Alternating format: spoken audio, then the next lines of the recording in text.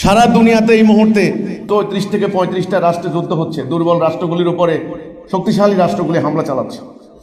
মানবাধিকার নাই, জুলুম, ৮ থেকে ৯০০ কোটি মানুষ, রক্তপাত, অন্যায়, অবিচার, দুর্বলের উপর সবলের অত্যাচার, সারা দুনিয়া এক নরকুণ্ডে পরিণত হয়েছে।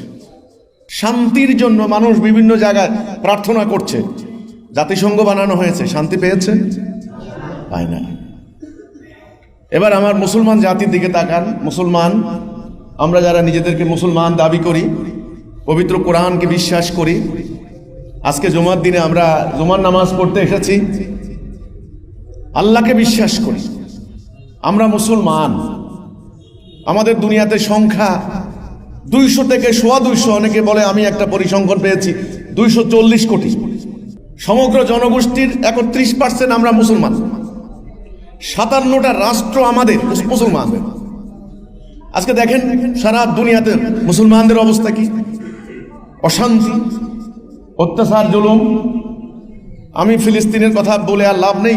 ফিলিস্তিনে কি হয়েছে আপনারা জানেন। এই লক্ষ লক্ষ মুসলমানকে হত্যা করে সেখানে পুরো ফিলিস্তিন দখল করে আজকে ইসরায়েল সেখানে তারা দখল করেছে।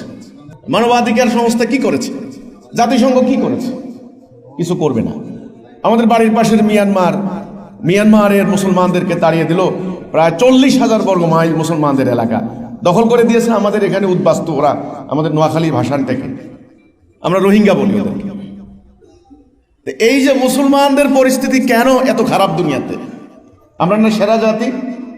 কোরআনে আল্লাহ রাব্বুল আলামিন বলেছেন, কুনতুম খায়রা উম্মাহ, তোমরাই সেরা জাতি।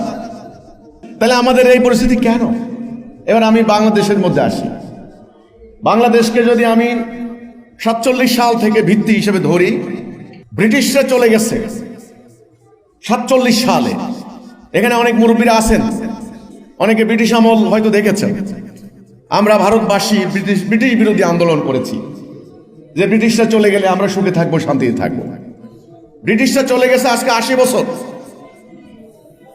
আপনারা বলেন, অশান্তি, চুরি, ডাকাতি, খুন, রাহাজানি, দুর্বলের উপর সবলের অত্যাচার, রাজনীতির নামে অপরাজনীতি, অর্থ পাচার, এগুলা বাড়ছে না কমছে? বাড়ছে।